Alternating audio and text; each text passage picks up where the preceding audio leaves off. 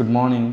இன்றைக்கி பார்க்க போகிற டாபிக் பார்த்திங்கன்னா, நம்ம ஜாயிண்ட் பெயின் இருக்கிறவங்க எக்ஸசைசஸ் பண்ணலாமா, இல்லை எக்ஸசைசஸ் பண்ணால் ஜாயிண்ட் பெயின் அதிகமாகுமா, இல்லை எந்த மாதிரி எக்ஸசைசஸ் நம்ம ஃபாலோ பண்ணலாம்.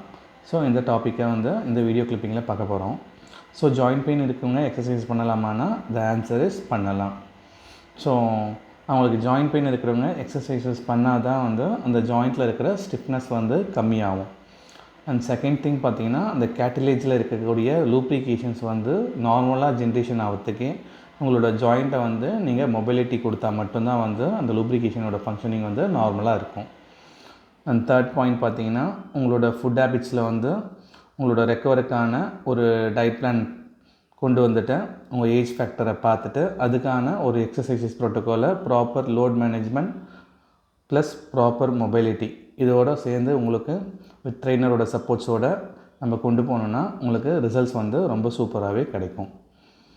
அண்ட் ஜாயிண்ட் பெயின் இருக்கிறவங்க ஹெவி ஆக்டிவிட்டீஸ் பண்ணலாமான்னா பண்ணக்கூடாது. ஸோ அவங்க ஸ்டெப் ஆன் ஸ்டெப்பாக தான் அவங்களோட என்ன கண்டிஷனில் இருக்காங்கன்னு பார்த்துட்டு அனலைஸ் பண்ணிவிட்டு அதுக்கப்புறம் ஸ்டெப் ஆன் ஸ்டெப்பாக அவங்களுக்கான ஆக்டிவிட்டீஸை நம்ம பிளான் பண்ணி கொண்டு போகணும். ஸோ ஜாயிண்ட் பெயின் இருக்கிறவங்களுக்கு ஃபஸ்ட்டு விஷயம், அந்த ஜாயின்ட்ஸ் எல்லாமே ஸ்டிஃபாக இருக்கும்.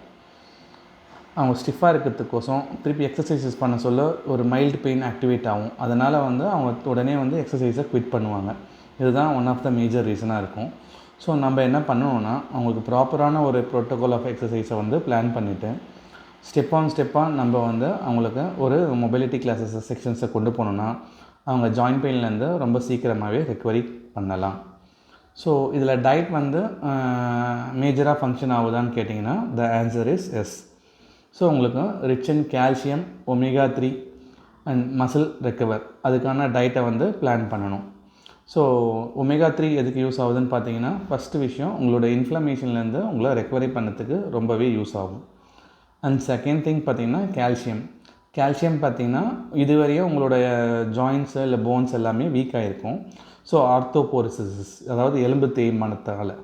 ஸோ அதனால் உங்களுக்கு கால்சியம் நம்ம கொண்டு போக சொல்ல உங்களுக்கு அந்த போனோட டென்சிட்டி ரொம்ப ஸ்ட்ராங்காக கிடைக்கும்.